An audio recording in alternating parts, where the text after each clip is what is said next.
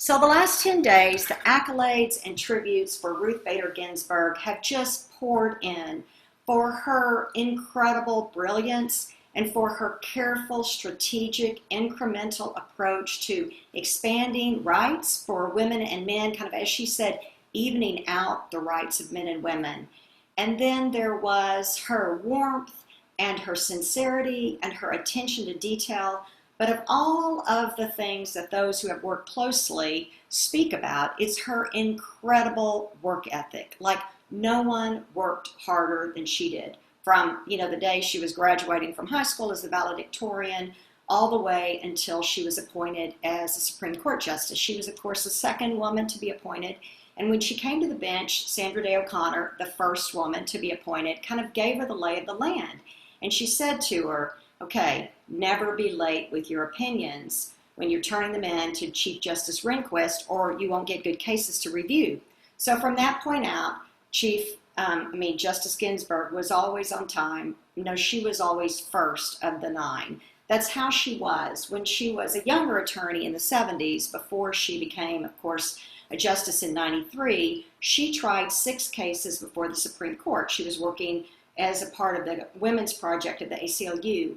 And those 6 cases were just some of the most well-crafted. She often chose male plaintiffs, men who'd been experiencing sexual discrimination, kind of understanding that the 9 male justices would be more sympathetic, and then she could kind of broaden it to include women. But she not only knew her case frontwards and backwards, she knew the 9 justices. She knew how they had ruled on similar cases. She knew how to craft her argument so that it would be the most compelling and it would be, the most sympathetic to them. No one worked harder than Ruth Bader Ginsburg. And everyone has said that. And if she was in the parable today, for sure, she would be the person who shows up at the crack of dawn and works all day long. And like the parable, she would work all day long, and there would be what? A lot of men who would show up later who would get paid what? The same, or to be honest, often more than she got. And that's the kind of thing we grumble about. That's the kind of thing I grumble about. You've heard me talk about that, where I graduated, 30 years later in the 80s in seminary, and was top of the class, couldn't get a job, had to start churches, blah, blah, blah. We keep track of stuff like that, don't we? Especially if we're the hardest working person. Then we're always like, really? Like, what up? How come these other people get A, B, or C? Of course, in the parable, it's a little trickier than that, because the person who shows up at the very end, when their owner says, hey, why'd you just show up? What do they say? No one would hire us. And there could be a lot of truth to that, right? We certainly know that this is a world where people are passed over because of their skin, their gender, their sexual orientation, on and on and on, all the time. And there's other reasons, of course, why some people show up early and some people show up late. The people who showed up late, this could have been their second job of the day, right? Or maybe they were coming in from taking care of a second kid. Or maybe they had to walk a long way. But it doesn't matter. We tend to be fixated on what we get. It's just almost human nature. I've told you that before, that little study that says 90% of Americans, when they're asked about their performance at work, always say they're in the top 10% of performers. We just tend to see it from our vantage point. And I know I have a tendency to kind of grumble and complain and kind of think about how I've been cheated, how I didn't get the right deal. Ruth Bader Ginsburg, one of the most amazing things about her, all the people close to her, her biographer, she never grumbled or complained. She was an incredible master of her own negative emotions. Her mother, who died, the day before she was graduating as valedictorian in high school, had taught her that. Goodness knows that woman lost a child at 6, and then she lost her own life early, but she taught Ruth that emotions like anger, regret, disappointment, resentment had no place, that all they could do was take away precious time from what you were called to do on this earth. So Ginsburg, she did that. When she was arguing before the Supreme Court, she lost one of the 6 cases. Her colleagues in the early 70s said she just went right on, like she had no time for it. And even though she had been mistreated, the first day when she was at Harvard Law School, 9 women in a class of 500, the dean had called her in there and said, why are you why are you in this class? You're taking the spot of a man. And then, when she graduated at the tip top of her class, she couldn't get a job with any of the New York firms. And so then she went into teaching. And when she got a job, her first teaching job, they told her flat out, we're going to pay you less than we're paying the guys. And then she lost a job when she became pregnant. But she just kept that in check. Close to the end of her life, one of the people who interviewed her, through the years was Nina Totenberg. And Totenberg asked her, do you have any regrets? And it was interesting how she answered the question, like she didn't answer the question. Instead, she said, I guess I would say I was born under a very bright star. So lucky all the way around.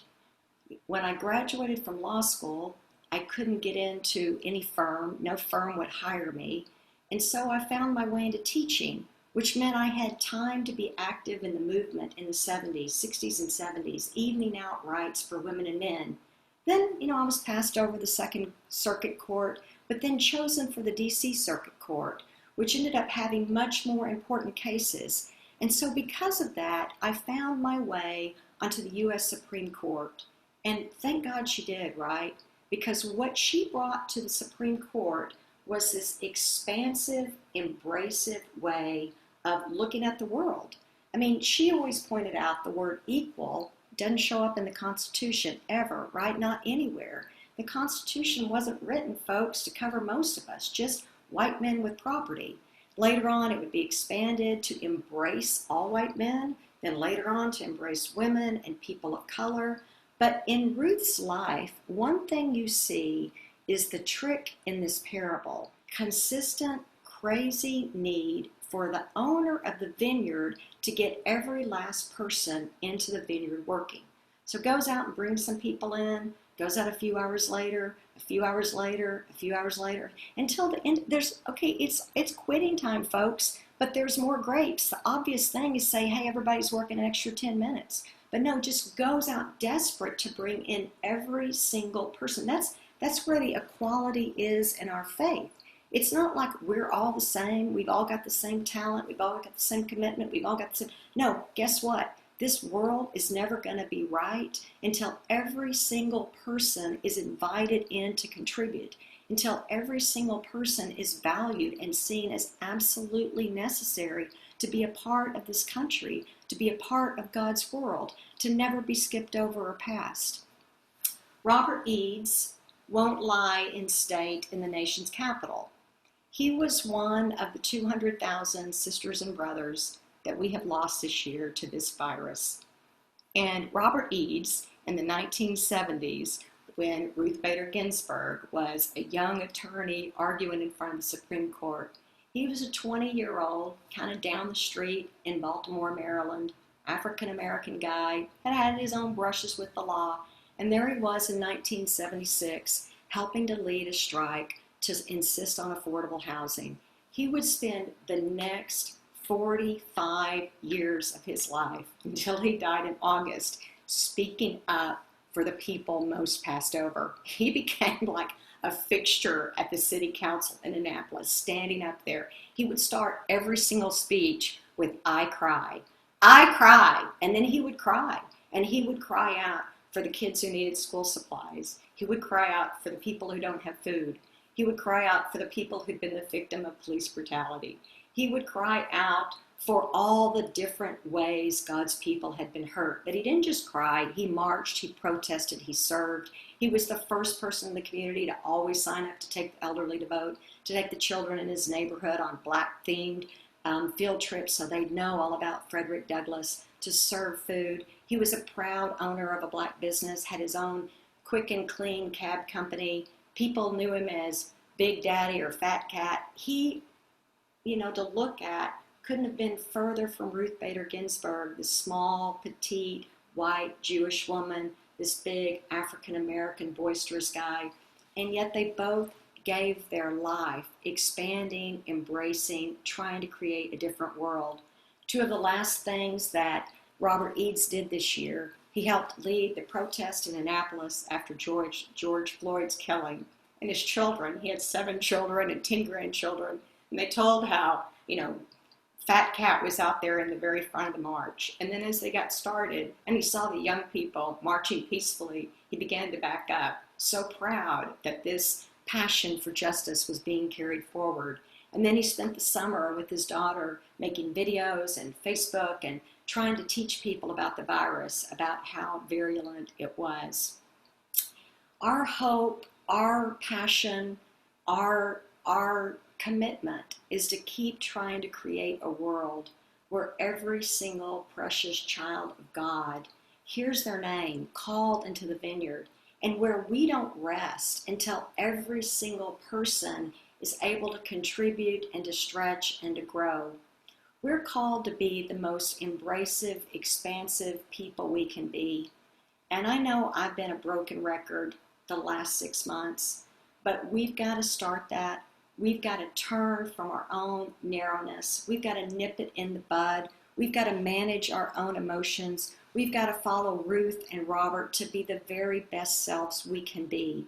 We've got to embrace our kids and our spouses and our partners and our neighbors. We've got to ask, what do others need? We've got to be honest about what we need. And God knows we have to be honest about the people who are too often left out. May we be like Ruth and Robert, the very first person to show up, ready to work, eager, our hand in the air.